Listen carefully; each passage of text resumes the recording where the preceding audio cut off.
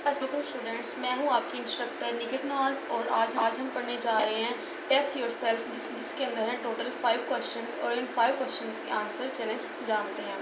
सबसे पहला क्वेश्चन है कि how many AMU 1 gram of a substance है, यानी कि एक सब्सटेंस के अंदर AMU कितने होते हैं, तो 1 ग्राम सब्सटेंस के अंदर AMU कितने होते हैं। तो उसको देखने के लिए देखते हैं कि जो है ना 1.66 मल्टीप्लाई 10 रेज़ टू पावर -24 ग्राम होते हैं इक्वल 1 AMU के।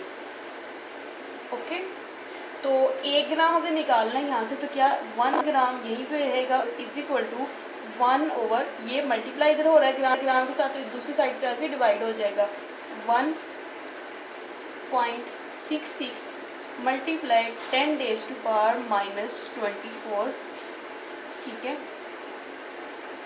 तो जब इसको सॉल्व करेंगे तो 1 ग्राम किसके इक्वल आएगा 6.02 multiply 10 raise to power 23 AMU।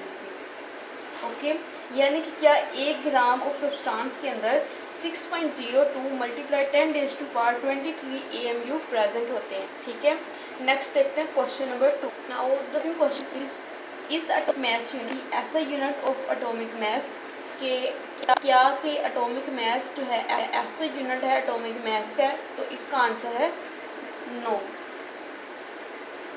Okay, कि atomic mass unit is not the SI unit of the atomic mass. Okay, now third question is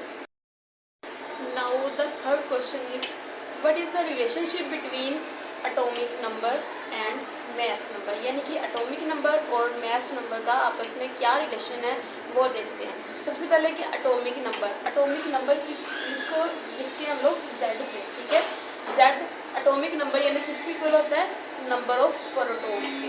क्या कि एटॉमिक नंबर इक्वल होता है number of protons in the nucleus of an atom. ठीक है, यानी कि एक न्यूक्लियस के अंदर जितने भी नंबर ऑफ प्रोटॉन्स होंगे वो क्या होगा इसका एटॉमिक नंबर। ओके, अब देखते हैं मास नंबर क्या होता है। मास नंबर को A से रिप्रेजेंट किया जाता है। ठीक है, A is equal to Z plus N। ठीक है, अब इसके अंदर देखते हैं कि A क्या है हमारे पास मास नंबर। ठीक है, और Z हमारे पास क्या होता है ये एटॉमिक नंबर होता है। ओके, और प्लस N क्या होता है नंबर ऑफ न्यूट्रॉन्स, यानी कि अब मास नंबर क्या है कि number of protons plus number of neutrons in the nucleus of an atom, यानी कि एक न्यूक्लियस के अंदर जितने भी नंबर ऑफ प्रोटॉन्स और नंबर ऑफ न्यूट्रॉन्स होंगे उनको कहते हैं मास नंबर। ठीक हो गया, तो ये हो गया मास नंबर। तो इस तरह से इन दोनों का आपस में रिलेशनशिप आ गया कि मास नंबर और atomic number.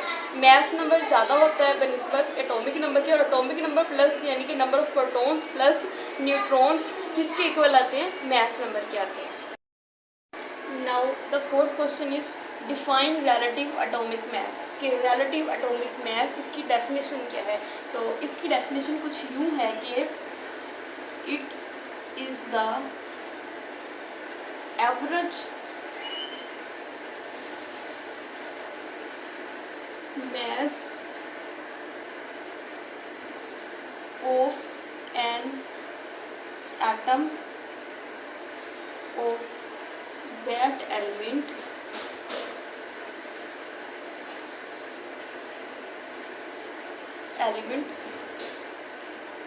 as compared to 1/12 mass of carbon 12, यानी कि कोई भी एटम का मास है उसको हमने कंपेयर करना है 1/12 मास ऑफ कार्बन एटम से, कार्बन 12 से, तो वो इसको कहते हैं रिलेटिव एटॉमिक मास। ठीक है, यानी कि मास को रिलेट करना है, यानी कि कंपेयर करना है। Now the fifth question is why is the atomic mass of an atom defined as relative atomic mass, यानी कि किसी भी atomic mass of atom है उसको हम relative atomic mass ही क्यों कहते हैं। क्योंकि because we compare atomic mass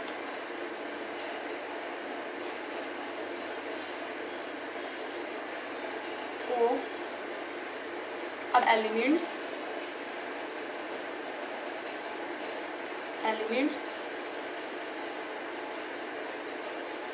with carbon 12। क्योंकि हम कंपेयर करते हैं atomic mass of other element, यानी कि दूसरे जितने भी अदर एलिमेंट्स हैं उन सब को हमने कंपेयर करना है कार्बन 12 एटम के साथ। ठीक है, तो जो भी मास उस मास में रखते हैं रिलेटिव एटॉमिक मास। ठीक है, due to this ratio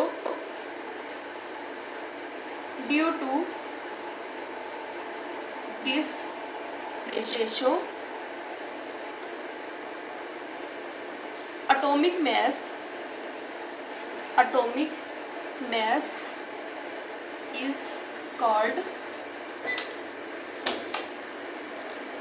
relative atomic mass।